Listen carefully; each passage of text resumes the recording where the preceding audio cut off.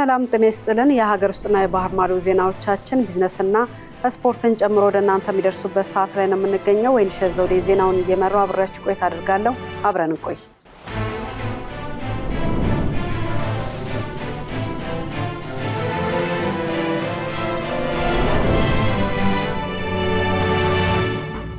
የኢትዮጵያ ሀገራዊ ምክክር ጉባኤ በስኬት እየተካሄደ መሆኑን የኢትዮጵያ ሀገራዊ ምክክር ኮሚሽን ዋና ኮሚሽነር ፕሮፌሰር መስፍን አርአያ ገልጸዋል።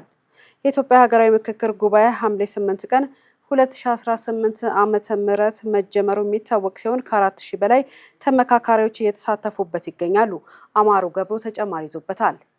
በአዲስ አበባ ዓለም አቀፍ ኮንቬንሽን ማዕከል በመካሄድ ላይ የሚገኘው የምክክር ሂደት በተመለከተ ዋና ኮሚሽነር ፕሮፌሰር መስፍን አርአያ መግለጫ ሰጥተዋል። በመግለጫቸው ሐምሌ 8 በተካሄደው የመክፈቻ መርሃ ግብር ከወረዳ እስከ ፌዴራል ያሉ የህብረተሰብ ክፍሎች፣ የፖለቲካ ፓርቲዎች፣ ዲፕሎማቶችና በውጭ ሀገር የሚኖሩ ዲያስፖራ አባላትን ጨምሮ በርካታ ታዳሚዎች በተገኙበት በይፋ መጀመሩን አስታውሰዋል። ተሳታፊዎች በ8 ሀገራዊ አጀንዳዎች ላይ በዝርዝር እንዲወያዩና በ8 ቡድኖች የማደራጀትና የግንዛቤ ፈጠራ ስራዎች ማከናወናቸው ቸውንም ጠቁመዋል። ሀገራዊ መግባባት ሂደቱ በምክክር የሚሳካ መሆኑን ጠቅሰው በሂደቱም ከ8 ቡድኖች የሚመነጩ ሐሳቦች እንዴት ወደ አንድ አጀንዳ እንደሚመጡ በዝርዝር ማብራሪያ መሰጠቱን ገልጸዋል። ተሳታፊዎች ለምክክሩ የሚያስፈልጓቸውን ስልጠናዎች እንዲያገኙ የተደረገ ሲሆን የኮሚሽኑ ባለሙያዎችም ለሂደቱ ስኬታማነት አስፈላጊውን ድጋፍ እያደረጉ ይገኛሉ ነው ያሉት። በምክክር ጉባኤው ከዚህ ቀደም ጥሪ ተደርጎላቸው ሳይሳተፉ የቆዩ አዳዲስ የፖለቲካ ፓርቲዎች አሁን ላይ በሂደቱ ለመሳተፍ ፍላጎት በማሳየታቸው ጉባኤውን እንዲቀላቀሉ መደረጉንም ጠቅሰዋል። እስካሁን በሂደቱ ያልተሳተፉ የፖለቲካ ፓርቲዎችና ታጣቂዎች ወደ ምክክሩ እንዲመጡም ዋና ኮሚሽነሩ በድጋሚ ጥሪ አስተላልፈዋል። የኢትዮጵያ ሀገራዊ ምክክር ኮሚሽን ኮሚሽነሮችና ኤክስፐርቶቻቸው ለሂደቱ መሳለጥ አስፈላጊውን ሁሉ እንደሚያደርጉም ጠቁመዋል። መገናኛ ብዙሃን የኮሚሽኑን ስራ ለህዝብ በማድረስ እያደረጉት ስላሉ አስተዋጽኦ ምስጋናቸውን አቅርበዋል። የኢትዮጵያ ሀገራዊ ምክክር ኮሚሽን ሐምሌ 8 ቀን 2018 ዓ.ም የተጀመረውን የሀገራዊ ምክክር ጉባኤ አስመልክቶ አንዳንድ ግለሰቦችና ቡድኖች በማህበራዊ ሚዲያ ከእውነት የራቁ መረጃዎችን እያሰራጩ መሆናቸውን በመግለጽ ህዝቡ ራሱን ከሐሰተኛ መረጃዎች እንዲጠብቅና የምክክሩን ሂደት እንዲደግፍ ጥሪ ቀረበ። ኮሚሽኑ ባወጣው ጋዜጣዊ መግለጫ የተጀመረው ምክክር ሁሉም ኢትዮጵያውያን ሀገራዊ ፋይዳ ባላቸው መሰረታዊ ጉዳዮች ላይ በጋራ የሚመክርበት ታሪካዊ ሂደት መሆኑን ገልጾ ዜጎች በኮሚሽኑ ላይ ሙሉ እምነት መጣልና ድጋፋቸውን በማጠናከር ሂደቱ እንዲሳካ የበኩላቸውን እንዲወጡ ጠይቋል። ምንም እንኳን ተቋሙ የመናገር ነጻነትን ሙሉ በሙሉ የሚያከብርና ገንቢ የሆኑ ሀሳቦችን የሚቀበል ቢሆንም ሰፊው የኢትዮጵያ ህዝብ በሐሰተኛ መረጃዎች እንዳይደለል አስፈላጊውን ክትትል በማድረግ እውነታውን ለህዝብ ይፋ ለማድረግ እንደሚገደድ አስታውቋል። ኮሚሽኑ ባወጣቸው የአሰራር ሂደቶች መሰረት ባለፉት 5 ቀናት የጉባኤው ተሳታፊዎች የተጣለባቸውን ትልቅ ሀገራዊ ኃላፊነት በአግባቡ እንዲወጡ፣ እርስ በርስ እንዲተዋወቁ እንዲሁም ለሂደቱ ጠቃሚ የሆኑ የእውቀትና የስነ ልቦና ዝግጅቶችን እንዲያደርጉ ምቹ መደላድል መፍጠሩን ገልጿል። ይህ እየሆነ ባለበት ወቅት አንዳንድ ወገኖች ኮሚሽኑ ምክክርን ለመጀመር እክል እንደገጠመው አድርገው የተሳሳተ መረጃ እያሰራጩ መሆኑን ኮሚሽኑ ጠቁሟል። በዚህ አጋጣሚ ህዝቡ በየቀኑ የሚከናወኑ የምክክር ሂደቶችን በይፋ ከሚሰጣቸው መግለጫዎችና በስፍራው በቀጥታ ከተገኙ መገናኛ ብዙሃን ብቻ በመከታተል ራሱን ከሐሰተኛ ወሬዎች እንዲጠብቅ ኮሚሽኑ ጥሪውን አስተላልፏል። የኢትዮጵያ ኢሚግሬሽን እና ዜግነት አገልግሎት ባወጣው አዲስ መመሪያ ጋና፣ ናይጄሪያ እና ደቡብ አፍሪካ ከቪዛ ነፃ መግቢያ ዝርዝር ውስጥ ተሰርዘዋል። በመመሪያው መሰረት ወደ ኢትዮጵያ ከቪዛ ነፃ መግባት የሚችሉ የኬንያና የጅቡቲ ዜጎች ብቻ ሲሆኑ ሌሎች ዜጎች መደበኛ የቪዛ ሂደትን እንዲከተሉ ተወስኗል። ዝርዝሩ የኤፍራታ ጥላውን ነው፣ እንደሚከተለው ታቀርበዋለች። የኢትዮጵያ ኢሚግሬሽንና ዜግነት አገልግሎት ባወጣው አዲስ መመሪያ መሰረት ጋና፣ ናይጄሪያና ደቡብ አፍሪካ ከቪዛ ነፃ መግቢያ ዝርዝር ውስጥ ተሰርዘዋል። ይህ ውሳኔ ሀገሪቱን የቪዛ አሰጣጥ ስርዓት ለማጠናከር የተላለፈ ነው። በአዲሱ መመሪያ መሰረት ወደ ኢትዮጵያ ከቪዛ ነፃ መግባት የሚችሉት የጎረቤት ሀገራት የኬንያና ጅቡቲ ዜጎች ብቻ ናቸው። እነዚህ ሁለቱ ሀገራት ቀደም ሲል የነበራቸው ልዩ ጥቅም ይዘው ቀጥለዋል። ከኬንያና ጅቡቲ ውጭ ያሉ የጋና፣ ናይጄሪያና ደቡብ አፍሪካ ዜጎች ወደ ኢትዮጵያ ለመግባት መደበኛ የቪዛ ሂደትን መከተል ይኖርባቸዋል። በመሆኑም ከመጓዛቸው በፊት ህጋዊ ቪዛ ማግኘት ግዴታ ሆኖባቸዋል። የአዲስ አሰራር በሀገሪቱ የደህንነትና ኢሚግሬሽን ቁጥጥር ላይ ከፍተኛ ለውጥ እንደሚያመጣም ተገልጿል። የጎብኚዎችን ፍሰት በተሻለ ሁኔታ ለመቆጣጠርም ያግዛል ነው የተባለው። የኢትዮጵያ ኢሚግሬሽንና ዜግነት አገልግሎት ይህንን አዲስ መመሪያ ተግባራዊ ያደረገው የሀገሪቱን ብሔራዊ ደህንነት ይበልጥ ለማስጠበቅና ድንበር ተሻጋሪ ህገወጥ እንቅስቃሴዎችን ለመግታት በማለም እንደሆነም ተመላክቷል። ውሳኔው የጎብኚዎችን ማንነትና የጉዞ ዓላማ አስቀድሞ በጥብቅ ለመፈተሽ የሚያስችል አሰራርን የሚዘረጋ ነው የተባለ ሲሆን የአሰራር ለውጥ በሀገሪቱ መካከል ባለው የንግድ የቱሪዝምና የዲፕሎማሲ ግንኙነት ላይ ሊያሳድር የሚችለውን ተጽዕኖ ለመቀነስ የኢቪዛና የኦንላይን ማመልከቻ አማራጮች በተቀላጠፈ ሁኔታ እንደሚቀጥሉም ታውቋል። ይህም መንገደኞች መደበኛውን የቪዛ ሂደት በቀላሉ እንዲያጠናቅቁ ይረዳል ነው የተባለው። በተጨማሪም የአዲስ መመሪያ ይፋ መደረጉን ተከትሎ በጋና፣ ናይጄሪያና ደቡብ አፍሪካ የሚገኙ የጉዞ ወኪሎችና አየር መንገዶች ወደ ኢትዮጵያ ለሚጓዙ መንገደኞች አስገዳጅ የቪዛ መስፈርቱን ማሳወቅ መጀመራቸውን ብሎም ውሳኔው በአውሮፕላን ማረፊያዎች ላይ ሊፈጠር የሚችለውን መጉላላት ለማስቀረት ቀደም ብሎ ግንዛቤ መፍጠር ስራን አካቷል። የውሃና ኢነርጂ ሚኒስቴር የአማራጭ ኢነርጂ ተደራሽነትን በማስፋፋት ማህበረሰቡን የኃይል ተጠቃሚ ለማድረግ የሚከናወኑ ተግባራት እንደሚጠናከሩ አስታወቀም። መሀሌት ደመላሽ ሚኒስቴሩ በብሔራዊ ኤሌክትሮኒፊኬሽን ፕሮግራም አተገባበር ላይ ከቤኒሻንጉል ጉሙዝ ክልል የዘርፉ አመራሮችና ባለሙያዎች ጋር በአሶሳ ከተማ ባካሄደው መድረክ በውሃና ኢነርጂ ሚኒስቴር የኢነርጂ ልማት ዘርፍ ሚኒስትር ዴኤታ ሱልጣን ወሊ እንደተናገሩት አስተማማኝ ተመጣጣኝና ቀጣይነት ያለው የኤሌክትሪክ ኃይል ማግኘት የመሰረተ ልማት ግብ ብቻ ሳይሆን የዜጎችን ሕይወትም ያቀላል ብለዋል። የኃይል አቅርቦትን አስተማማኝና ተደራሽ ለማድረግ የኢነርጂ ፖሊሲ ወጥቶ ስራ ላይ መዋሉን የገለጹት ሚኒስትር ዴኤታው ፖሊሲው የግሉን ዘርፍ የሚያበረታታና የኃይል ተደራሽነትን የሚያሳድግ መሆኑን አስረድተዋል። ብሔራዊ ኤሌክትሮኒፊኬሽን ፕሮግራም በተለይም በገጠራማ አካባቢዎች የሶላር ኢነርጂ ተጠቃሚነትን የሚያሳድግና በደን ጭፍጨፋ በአካባቢ ላይ የሚደርስን ተጽዕኖ የሚቀንስም ነው ብለዋል። አማራጭ የታዳሽ ኃይል ተደራሽነትን በማስፋፋት ህብረተሰቡን የኃይል ተጠቃሚ ለማድረግ የተጀመሩ የኃይል መሰረተ ልማት ዝርጋታና አዳዲስ የፈጠራ ስራዎች ተጠናክረው እንደሚቀጥሉም አስታውቀዋል። የቤኒሻንጉል ጉሙዝ ክልል ውሃና ኢነርጂ ቢሮ ምክትል ኃላፊ አቶ ታሪኩ ኩመራ በበኩላቸው በፕሮግራሙ በክልሉ የተሻሻሉ ማገዶ ቆጣቢ ምድጃዎች በገጠሩ አካባቢ በስፋት ጥቅም ላይ የዋሉ መምጣታቸውንና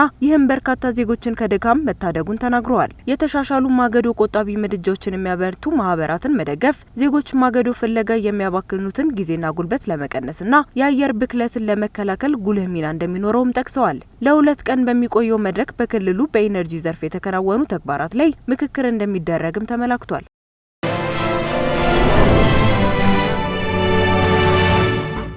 ከውጭ ምንጮች ወዳገኘናቸው መረጃዎቻችን አልፋለን።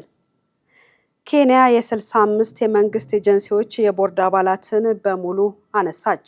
የኬንያ መንግስት በሀገሪቱ የህዝብ ተቋማት ውስጥ የነበረውን የፖለቲካ ተጽዕኖ ለመቀነስ በሚል በ65 የመንግስት ኤጀንሲዎች ውስጥ ሲያገለግሉ የነበሩ የቦርድ አባላትን በሙሉ በይፋ ማሰናበቱን አስታውቋል። እርምጃው የተወሰደው በቅርቡ ተግባራዊ በሆነው የ2025 የመንግስት ድርጅቶች ህግ መሰረት መሆኑ ተጠቁሟል። ይህ ለውጥ የመንግስት ድርጅቶችን አሰራር ሙያዊና ግልጽ ለማድረግ ያለመ ነው የተባለ ሲሆን ቀደም ሲል የቦርድ አባላትን ለፖለቲካዊ ሹመት ሲውል እንደነበርና ይህም ለሙስናና ለቅልጥፍና ማጣት መንስኤ ሆኖ መቆየቱ ተገልጿል። ቦርዶቹም በግልጽና በውድድር ሂደት በሚመረጡ ባለሙያዎች እንዲዋቀሩ ይደረጋል። የቦርድ አባላቱ 3 ዓመት የስራ ዘመን የሚያገለግሉ ሲሆን በድጋሚ ለአንድ ጊዜ ብቻ ሊመረጡ ይችላሉ ተብሏል። ፕሬዚዳንት ዊሊያም ሩቶ ይህ ለውጥ የመንግስት ተቋማትን ከፖለቲካ ተጽዕኖ ነጻ በማውጣት የተሻለ አገልግሎት እንዲሰጡ ለማድረግ ወሳኝ መሆኑንም ተናግረዋል። የታንዛኒያን ሰንደቅ ዓላማ እያውለበለበች የነበረች መርከብ በየመን ባህር ዳርቻ በታጣቂዎች ተጠለፈች። ጠላፊዎቹ የሶማሊያ ታጣቂዎች ሳይሆኑ እንዳልቀረም ተጠርጥሯል። ሄሮዳን ንጉሴ ተጨማሪ ይዛበታለች።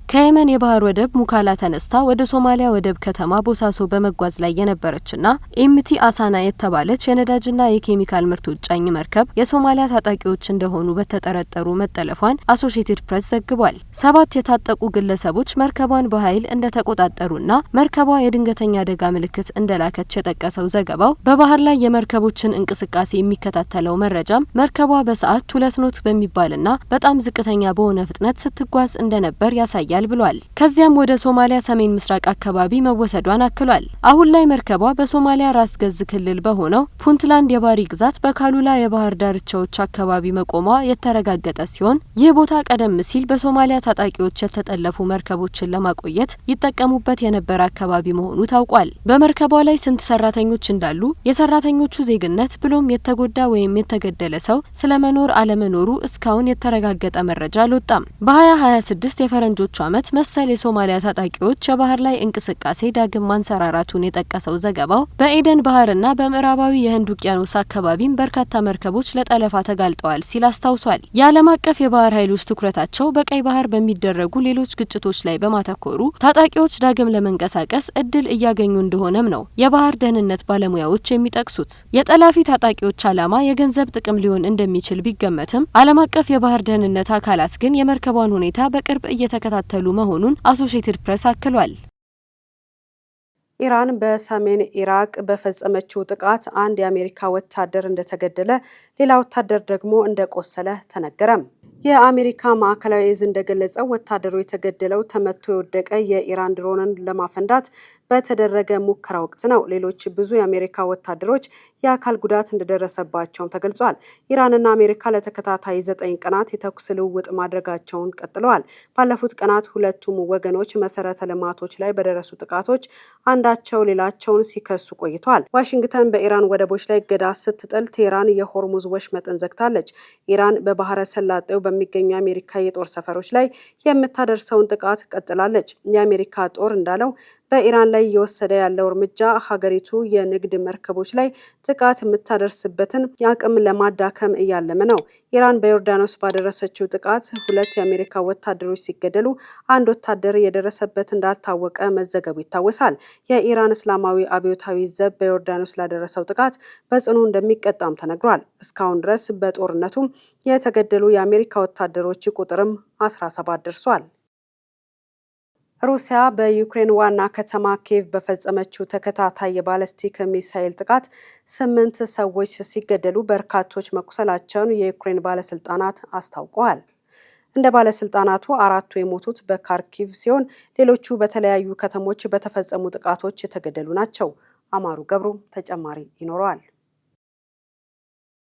የዩክሬኑ ፕሬዝዳንት ቮሎዲሚር ዜሌንስኪ ጥቃቱን የሩሲያ በሙሉ ወረራ ከተጀመረበት ጊዜ አንስቶ ኪየቭ ላይ ከተፈጸሙት እጅግ ግዙፍ የባሊስቲክ ጥቃቶች አንዱ ሲሉ ገልጸውታል። የዩክሬን ጦር በበኩሉ የአገሪቱ የአየር መከላከያ ስርዓት ከተሰነዘሩት 41 ሚሳኤሎች ውስጥ 18 ያህሉን መትቶ መጣሉን አስታውቋል። ስርዓቱ 108 ድሮኖችን መጥለፉንም ገልጿል። በሌላ በኩል ዩክሬንም ሩሲያ ላይ ጥቃት መፈጸሟን ቀጥላለች። የዩክሬን ጦር እንደሚናገረው በጥቁር ባህር የሚገኙ 2 የሩሲያ ነዳጅ ጫኝ መርከቦች በድሮን ተመትተዋል። የሩሲያ ደቡብ ምዕራባዊ ስታቭሮፖል ክልል ገዢ በበኩላቸው የኢንዱስትሪ ፓርክ ውስጥ በተፈጸመው የድሮን ጥቃት እሳት መነሳቱን ተናግረዋል። የዩክሬን አየር ኃይል እንደገለጸው በመዲናዋ ኪየቭ የተሰነዘሩት ጥቃቶች ኢስካንደርና ሃይፐርሶኒክ ዚርኮን ሚሳኤሎች እንዲሁም 125 ድሮኖችን ጨምሮ በተለያዩ የሩሲያ የጦር መሳሪያ ስርዓቶች የተፈጸሙ ናቸው። በከተማዋ የሚገኙ አንድ ሱፐርማርኬትና የተማሪዎች ማደሪያን ጨምሮ የመኖሪያና የመኖሪያ ያልሆኑ ህንጻዎች ጉዳት እንደደረሰባቸው ከንቲባው ቪታሊ ክሊትስችኮ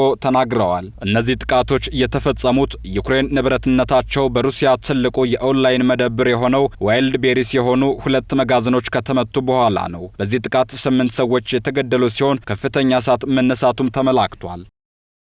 እስራኤል በተለይም የፍልስጤም እስረኞች የሚገኙባቸውን እስር ቤቶች በአዞዎች ለማስጠበቅ ውሳኔ አሳለፈች።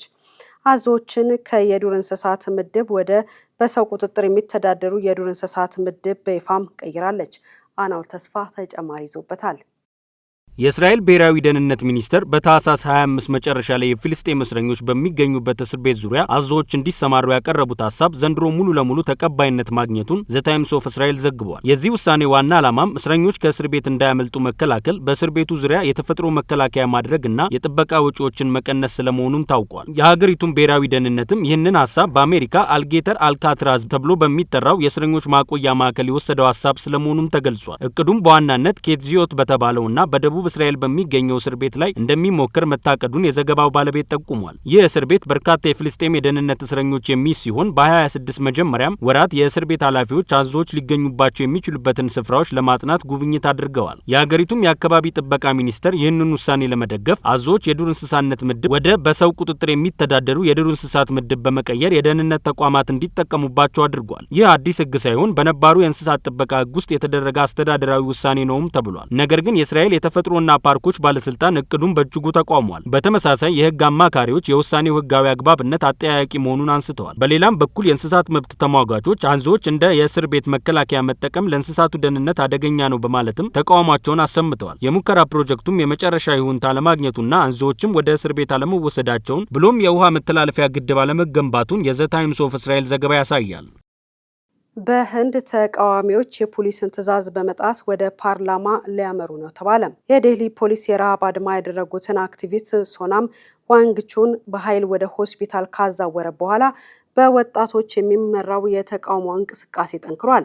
ተቃዋሚዎቹ የፖሊስን ትዕዛዝ በመጣስ ወደ ህንድ ፓርላማ ለማቅናት የተዘጋጁ ሲሆን ይህም የፈተና ወረቀቶች በመሰረቃቸው ምክንያት ጠቅላይ ሚኒስትር ናሬንድራ ሞዲ የትምህርት ሚኒስትራቸውን ከስልጣን እንዲያባርሩ የሚጠይቀው ጥሪ እየጨመረ በሄደበት ወቅት ነው።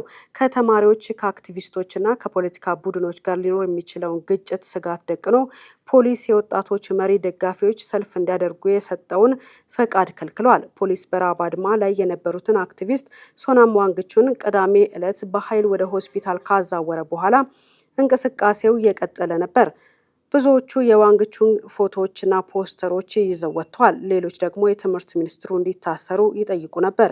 ይህ እንቅስቃሴ መጀመሪያ ላይ በበይነ መረብ ላይ ከፍተኛ ድጋፍ ያገኘና በግንቦት ወር የፈተና ወረቀቶች መሰረቅ በሚሊዮኖች የሚቆጠሩ ተማሪዎችን ከነካ በኋላ በተከፈተ በወራት ጊዜ ውስጥ በኢንስታግራም ማህበራዊ ገጽ ላይ 22 ሚሊዮን ተከታዮችን ማፍራት የቻለ ቢሆንም ከዚህ ወዲህ ግን ተቀባይነቱን በማስፋት ለሞዲ ትልቅ ፈተና ደቅኗል።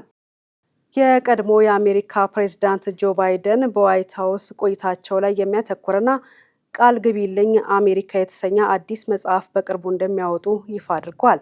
ዝርዝሩን የተከታተለችው ኤፍራታ ጥላውን እንደሚከተለው ታቀርበዋለች።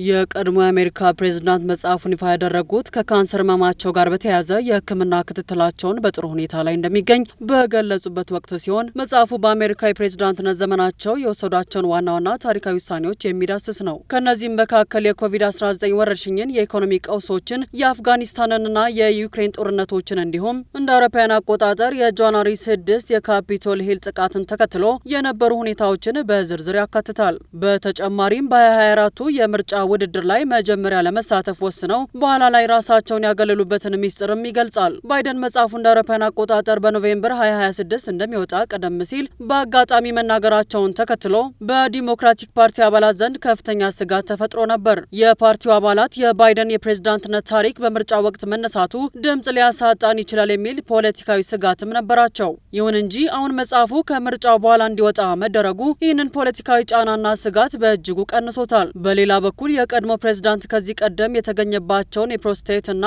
የአጥንት ካንሰር አስመልክቶ አዲስ መረጃ ሰጥተዋል። በአሁኑ ወቅት የጨረርና የሆርሞን ሕክምናዎችን እየተከታተሉ መሆናቸውን የገለጹት ባይደን የሕክምና ሂደቱ በጣም ጥሩ ሁኔታ ላይ እንደሚገኝና አበረታች ለውጥ እያሳየ መሆኑንም ተናግረዋል። በአሁኑ ወቅት አብዛኛውን ጊዜያቸውን ከቤተሰቦቻቸው ጋር እያሳለፉ መሆናቸውን የገለጹት ባይደን መጽሐፉ አሜሪካውያን በሀገራቸው ተስፋ ላይ ያላቸውን እምነት እንደሚያጠናክር ያላቸውን እምነት ገልጸዋል። በተጨማሪም የባይደን አዲስ መጽሐፍ በተመለከተ በአሜሪካ የፖለቲካ ተንታኞች ዘንድ ከፍተኛ መነጋገሪያን የፈጠረ ሲሆን መጽሐፉ ባይደን በስልጣን ዘመናቸው ያጋጠሟቸውን ፈታኝ የውጭ ጉዳይ ፖሊሲዎች በተለይም የሩሲያና ዩክሬን ጦርነትን በተመለከተ በስተጀርባ የነበሩ ሚስጥራዊ ዲፕሎማሲያዊ ውይይቶችን በስፋት ያጋልጣል ተብሎም ይጠበቃል። የፍየል ወተት ከሰው የእናት ጡት ወተት ጋር በጣም ተመሳሳይ የሆነ ባዮሎጂያዊ ይዘት እንዳለውና ለሰው ልጅ የምግብ መፈጨት ስርዓት ተስማሚ መሆኑን ጥናቶች ይፋ አድርጓል። ጸጋን የተሰማ ተጨማሪ አላት። የአውስትራሊያ RMIT ዩኒቨርሲቲና የተለያዩ የአውሮፓ የምርምር ማዕከላት በጋራ ያካሂዱት ጥናት የፍየል ወተት በውስጡ የያዛቸው የካርቦሃይድሬትና የፕሮቲን መዋቅሮች ከሰው የእናት ጡት ወተት ጋር ከፍተኛ መመሳሰል እንዳላቸው ይፋ አድርገዋል። ይህ ግኝት ለዓመታት ከተለመደው የላም ወተት ጋር በተያያዘ የምግብ መፈጨት ችግር ለነበረባቸው ሰዎች አማራጭ መሆኑን አረጋግጧል። ጥናቶች እንደሚያሳዩት የፍየል ወተት በውስጡ የያዛቸው የስብ ጠብታዎች በተፈጥሯቸው ጥቃቅን በመሆናቸው ያለምንም መቆራረጥ ከሰው ልጅ የምግብ መፈጨት ስርዓት ጋር በቀላሉ ይዋሃዳሉ። የፕሮቲን መዋቅሩ የሰው አካል በራሱ ከሚያመርተው ይዘት ጋር የሚቀራረብ በመሆኑ ለሰውነት ከፍተኛ የጤና ጥቅም እንደሚሰጥም ተመላክቷል። ይህ የወተት አይነት በውስጡ ባለው የሴል መዋቅር ምክንያት በሰውነት ውስጥ ፈጣን የመምጠጥ ኃይል እንዳለውም በምርምሩ ተገልጿል። ይህም በውስጡ የሚገኙትን ጠቃሚ ቪታሚኖችና ሚነራሎች የሰውነታችን ክፍሎች በአጭር ጊዜ ውስጥና በፍጥነት እንዲያገኟቸው በማድረግ ረገድ ትልቅ እገዛ ያደርጋል። የፍየል ወተት ጥቅም በተለመደው የላም ወተት ውስጥ የሚገኙትንና ለአንጀት መቆጣት ምክንያት የሆኑትን ፕሮቲኖች አለመያዙ ሲሆን ይህ ባህሪው ለሆድና ለምግብ መፈጨት ስርዓት ረጋ ያለና ተስማሚ እንዲሆን የሚያደርገው ነው። ልክ እንደ እናት ጡት ወተት በፕሪባዮቲክስ የበለጸገ በመሆኑ የአንጀት ተዋሲያን ጤናን በከፍተኛ ደረጃ ያሻሽላል። የዓለም ጤና ድርጅትና የህፃናት ሕክምና ማህበራት እንደሚያሳስቡት የእናት ጡት ወተት ለሰው ልጅ ጨቅላ ህፃናት ተወዳዳሪ የሌለውና ሊተካ የማይችል ተፈጥሯዊ ምግብ ነው። በመሆኑም የፍየል ወተት ለትልልቅ ሰዎችና እድሜያቸው ከ1 ዓመት በላይ ለሆኑ ህጻናት ጥሩ የምግብ አማራጭ ቢሆንም ለጨቅላ ህጻናት ግን ያለ ባለሙያ ምክርና ያለ ላብራቶሪ ቅመማ በቀጥታ መስጠት እንደሌለበት ተመራማሪዎቹ አሳስበዋል።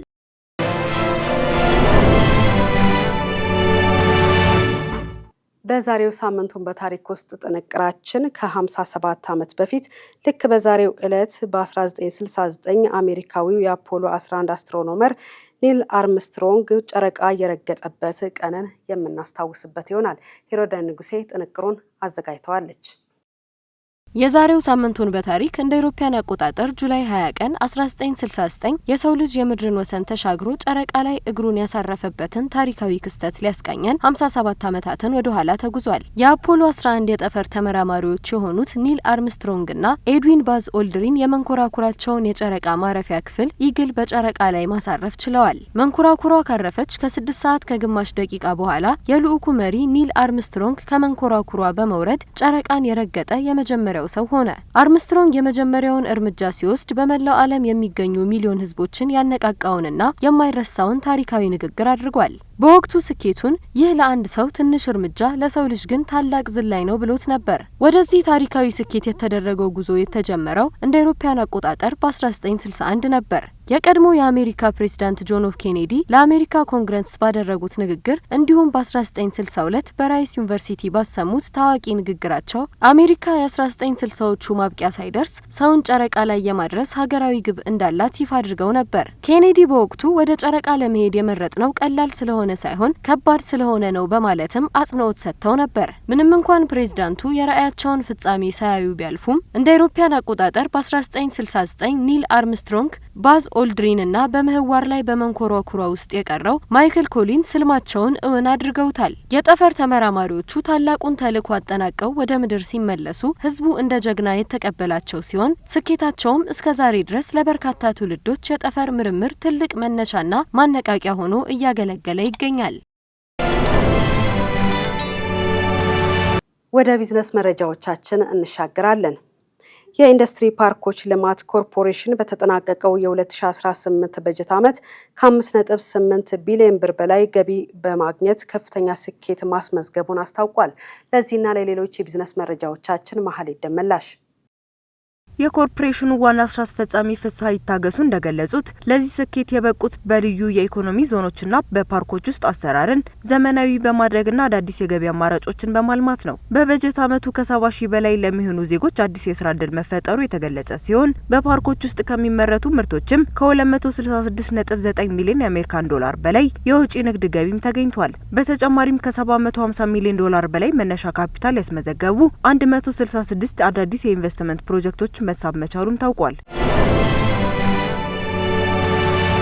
የቻይናው የማዕድን ኩባንያ በኮንጎ ዲሞክራቲክ ሪፐብሊክ ከሚገኘው የማኖኖ ፕሮጀክት የሊቲየም ምርት ወደ ቻይና መላክ ጀመረ። ይህ እርምጃ አምራቾች የአፍሪካ ሀገራት የተፈጥሮ ሀብቶቻቸውን በሀገር ውስጥ ለማቀነባበር የሚገፋፉበትን አዲስ አቅጣጫ የሚፈትንም ሆኗል። በአሁኑ ወቅት ከፕሮጀክቱ የሚወጣው አጠቃላይ የሊቲየም ምርት ሙሉ በሙሉ መዳረሻውን ወደ ቻይና ያደረገ መሆኑ ታውቋል። ይህ የወጪ ንግድ የተጀመረው አፍሪካውያን ሀገራት የተፈጥሮ ሀብቶቻቸው ሳይቀነባበሩ ወደ ውጭ እንዳይወጡ በከፍተኛ ሁኔታ እየተቃወሙ ባለበት ወቅት ነው። እንደ ናይጄሪያ ያሉ ሀገራት የካካኦ ምርት ወደ ውጭ እንዳይላክ በማገድ በሀገር ውስጥ እሴት የመጨመር እርምጃዎችን እየወሰዱ ቢሆንም የኮንጎ የሊቲየም የውጭ ንግድ ግን አሁንም ጥሬ ሀብትን በቀጥታ ወደ ውጭ በመላክ ላይ የተመሰረተ ሆኗል። በሌላ በኩል በአሜሪካ መንግስት ድጋፍ የሚንቀሳቀሰው ኮቦልድ ሜታልስ የተሰኘው ኩባንያ በአቅራቢያው ሊያከናውን ያቀደውን የማዕድን ልማት ባልተፈቱ የህግ ክርክሮች ምክንያት ለማዘግየት መገደዱ ተገልጿል። ይህም በአፍሪካ ስትራቴጂካዊ ማዕድናት ፍለጋና ቁጥጥር ላይ በሀያላን ሀገራት መካከል ያለውን የጂኦፖለቲካ ፉክክር ይበልጥ እያከራከረው መምጣቱን ተንታኞች ጠቁመዋል ሲል ቢዝነስ ኢንሳይደር ዘግቧል።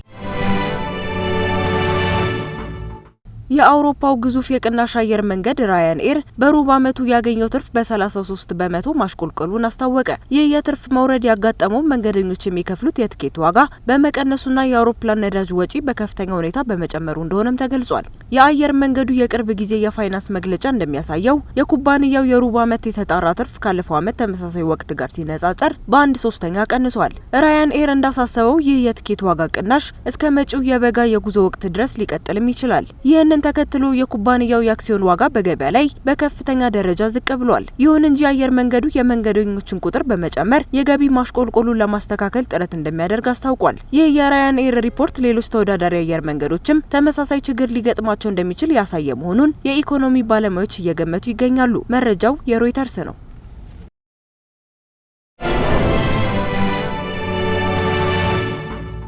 በመጨረሻም ስፖርት የ2026ቱ የፊፋ የዓለም ዋንጫ ብዙ ክብረ ወሰኖችንና አዳዲስ ክስተቶችን አሳይቶ በስፔን አሸናፊነት ተጠናቋል።